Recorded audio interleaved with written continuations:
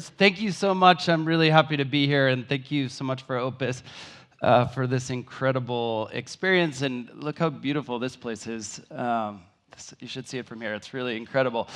We're staying at the Slow Food Institute, which was a book that I read over 15 years ago and was really inspiring. And so I think it's a good setup for the talk I'd like to give. I wasn't given a clicker, but maybe I can do it with my mind. Thank you. So I want to talk about food. Agriculture is the highest expression of society working together with ecosystems. When we combine human ingenuity with the natural intelligence and the wisdom of nature and ecosystems, we create agriculture, and agriculture in turn is what allowed us to create society, allowed us to create culture. When we combine what we need with the local environment, we create this really incredible alchemy, which is how we grow food. And how we grow food is probably one of the most important definitions of the landscape that we live in, right? So over half of the world is the land of the earth is now involved in agriculture. So it's a very, very significant decision that we make collectively, how we're going to grow our food and what we're going to grow. Also internally, we're learning that what we eat, how it was grown, where it comes from, has so much to do with the biome inside our bodies, how our brain works, how healthy we are, how we can learn, how people can interact, and how we grow food is a major part of how society works, how people are paid, how justly they're paid, how they either have access to or ownership or agency over their land. So it turns out agriculture is an incredibly important piece of how we design society. And if you think of the world as essentially fractal, my internal landscape, my local landscape, and the earth we decide is really incredibly related to how we grow food. And about 70 years ago, we threw a really massive shift in how we grow food, and we industrialized it. And we took the logic of the factory, and we took the logic of, more recently, consumerism, and of clickbait for our mind is our sugars and fats. And we really took a lot of the substance out of food. We really focused on cutting costs and increasing margins. We created a global distribution for food, which really goes against the nature of the original sort of alchemy of humans working with a local environment and growing food, because that really had a lot to do with how we collaborated with nature locally. And we really forced this global food system together, which has really eroded the soil, literally, but also sort of referencing the talk from yesterday, it's eroded our social soil. And so Sistema.bio really focuses on how to work and empower family farmers.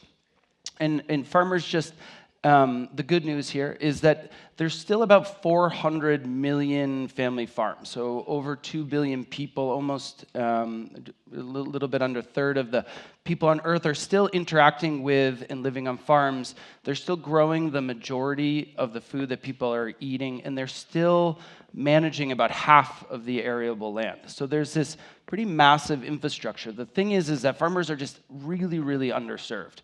Almost all the technological development, R&D, financing, everything goes to the industrial food system, and family farmers are really left to farm without the access of training, service, technology, products. These are very, very broken markets, and very fragmented. And if we're going to continue to feed the earth, and if we're going to feed the earth in a healthy, just, sustainable way, and really make a transition to a true regenerative agriculture, we really need these farmers to come along, become more productive, have more agency, be more empowered. But today, they just don't get access to technology. Products aren't developed for them. And on the other side of systems change, there's climate change. And really, when we talk about managing a quarter of the Earth's surface, this is the #1 opportunity to put carbon back into the soil. It's the #1 opportunity on Earth to reduce greenhouse gas emissions, and it's also the #1 opportunity on Earth for us to adapt to the climate change that's coming. And so that's why we really focus on family farms. Now, the key word here is family, which is the opportunity. We work in agriculture, but we really work with families. And that's, I think, the big definition. People spend a lot of time arguing over smallholder farmer or how we define farmers, but we think family farm is the most appropriate. And the big difference is you can have a pretty big family farm, but you still live in the community where you farm. So you are accountable and you live there and you think about it, versus the dynamic of owning assets around the world and where deciding to dump pig shit into a local water source is a decision you make as a corporate overlord versus a local citizen. So we really think about the family and family farm. And what we've realized is that a lot of the development in agriculture has been, how do we get family farmers to work more like industrial farms, rather than thinking this family farm model works, has a lot of incredible efficiency, biodiversity, it brings a lot to the table. How do we build models that meet farmers where they are with what they need? Because this idea of monocultures, the idea of tying into international supply chains for seeds, the idea of building and growing commodity chains rather than growing biodiverse local farms, is not the way that the supply chain is working. So we've really thought of how do we work directly with farmers, meet them where they are, listen intently to what they need, and really try to adapt the technology. So what we've done is built the infrastructure to reach farmers, to change the way that farms work, and we've tried to come up with a few important inflection points. Yesterday there was an incredible talk about the infrastructure that's needed to change transportation in Scandinavia. We were thinking about the same thing. How do we change the relationship with waste, energy, fertilizers, build out the circular economy infrastructure for family farms? So what we've had to do is build out a full sales and distribution network. Right now we offer our products in about 30 countries. We had to build a manufacturing supply chain, both from the raw materials to actually building the products that we sell, get those distributed.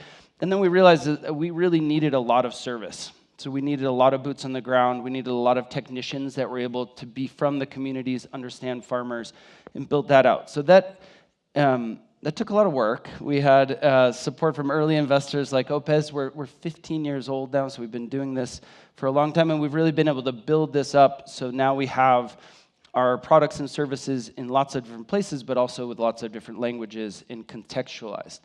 And what we really tried to figure out was, how do we do something at scale where we really can be taken seriously, actually impact millions of hectares of land? How do we impact hundreds of thousands of families? How do we really change and have a potential to bend the curve on how food is grown and how fertilizer is distributed?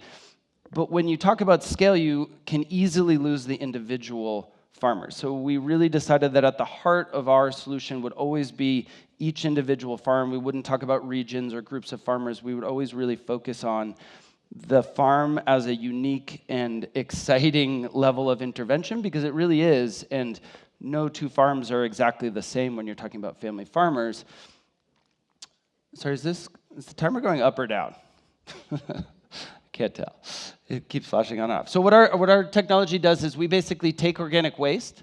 It goes into this magic box, basically. Bacteria turn it into renewable natural gas, and that renewable natural gas can be used in stoves, to power generators, to power engines, to run water heaters, and the result of that is the manure is broken down into a plant accessible way. So all the nutrients that are in manure are sort of unlocked, and that makes the manure, which isn't actually a great fertilizer, a very, very good and productive fertilizer, and we can build that in with a bunch of other interventions around regenerative agriculture that allows farmers to really dramatically increase their productivity, and they're doing it with a material they already had, a big pile of shit in their backyard, all of a sudden turns into something that's very valuable for them. So this is kind of what that looks like. Over the years, we've refined this product to make it more and more accessible, professional, lower cost, more robust. And this is kind of what it looks like as a transformation. These women normally would have had to spend on the average of about 47 minutes a day collecting firewood, building fires, etc. And now they can turn on gas that they produced from their own resources and cook in their own homes. If you translate that to now more and more robust thermal energy, you're making cheese, you're processing meats, you're processing lots of other things in the field. And then we realized that we could scale this technology to a bunch of different sizes. And so we were able to build technology that can work from 3 to 300 cows. So that's a very, very, very wide range of farms. And what that looks like in terms of fertilizer is you're mixing the effluent from the digester, and you can mix that with other things, mix that with other processes and techniques to really improve your productivity. Once we were in on hundreds of thousands of farms, we started realizing that there was other organic waste streams that were being underutilized, so we started building out biochar, agroforestry projects to really help support the way that farmers were growing, and then really started focusing on how do we get soil more rich in carbon and pull carbon into the soil and store it there, which has incredible benefits for farmers' productivity, but it also creates an opportunity to quantify that carbon in the form of carbon credits. So what we've really tried to do now is see ourselves as a small piece of the infrastructure building that changes the mindset about how do we build regenerative farms, and then rather than sort of buying into this idea that, you know, corporate industrial mega farms are going to change one or two things and that's going to become this regenerative system, we've really tried to define regenerative as something that will support the community, support local farms, and build out the biodiversity and food security that people need. What's been really beautiful about this is we started in Mexico, and we now work in about 30 countries. Our main hubs are in Kenya, Colombia, in India, and these are some of the folks you can see here on the screen. And I'm a bit of a foodie. I love being able to eat all these different types of foods and lots of different religions and cultures and colors, but we realized that farmers share a lot of the same challenges. And that was this really beautiful realization about how interconnected farmers really are and the challenges that they face. So we've really been able to stand up and build a team made up of these same farmers, put farmers at the center, and really realize that we can solve problems for a wide variety of farmers using some of the same technology. So we've just crossed 150,000 farms, so that's about 1 million people after 15 years. We're reducing about 1.3, 1.4 million tons of CO2 equivalent every single year, and growing quite dramatically. And what we've seen is that this potential is about 100 million farms in the places that we work, so we're at a fraction of a percent of where we think we can go.